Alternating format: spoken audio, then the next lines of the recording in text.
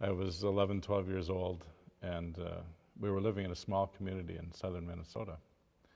And as in many communities of that size, they begin with teaching the band instruments in the summer. Of course. Yeah, and Band camp. kind of that, you Yeah. know, with our local band director who starts the kids in the summer on a 6-week program. And that was my very first experience, was playing alto saxophone for Dolores Baudette in Lester Prairie, Minnesota. Oh my gosh. Did you march in the marching band? Oh, well, I did later, yeah. As a matter of fact, that was one of my first experiences, was marching in a marching band. And I have that memory because I really screwed up on the 8 to 5 steps on the field. You know, and I remember I was so trying to focus on the fingerings of the Playing saxophone, the instrument, yeah. playing the instrument, that it's kind of like doing this, you know, can you march and play at the same time? We talk about, I think, in choral music, one of the elements that it brings to us daily is the element of wonder. One of my very best teachers that inspired me when I was in college had a sign on his door, on the inside of his door, that says, "We teach wonder here." And I've always carried that with me all my life, is that curiosity, wonder, Wow. those kinds of notions are what undergird the expression of music.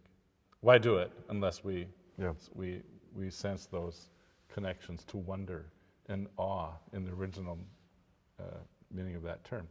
We've had similar experiences, I think, in some respect. I started as an instrumentalist as well, not on the wind side, but on the string side. I was brought into the string program in elementary school. At 5th grade, a guy came around with a blue electric violin and played it for our class and said, you know, if you want to be a part of the violin group, you know, tell your parents, sign this paper. And I just remember thinking, this is the greatest thing in the world, I have to do this.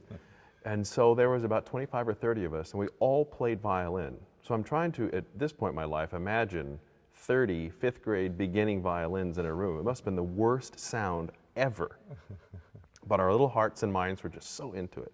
So I played violin for a few years and began to really immerse myself in the music. And then when I got into 7th grade, I took a string camp over the summer.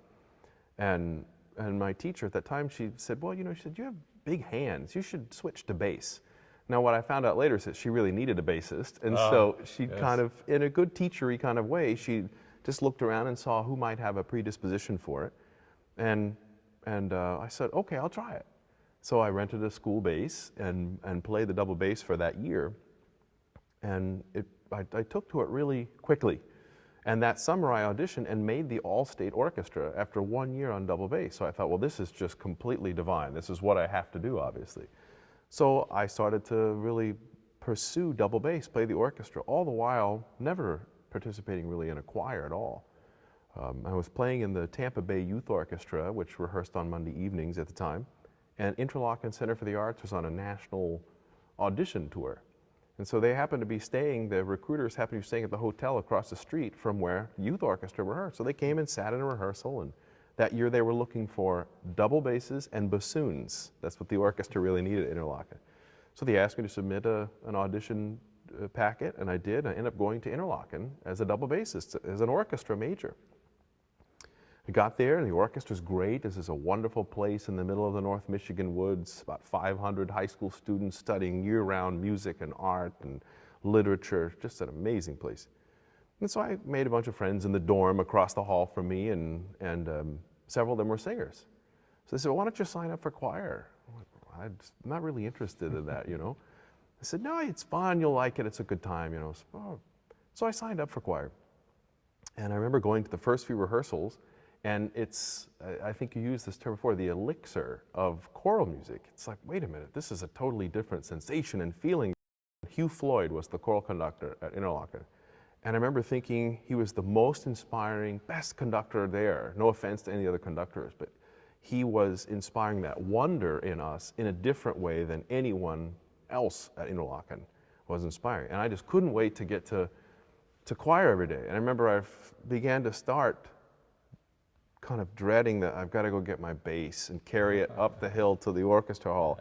Oh, I can't wait to put that away and grab my music folder and go to choir. So I had then taken this elixir of choral music, and I knew at some point that the double bass was going to wane. You discovered, I think, that the voice is your mind. Exactly. You know, we singers imagine their sound. We create, your voice is your body. Your voice is who you are. It's not a separate instrument.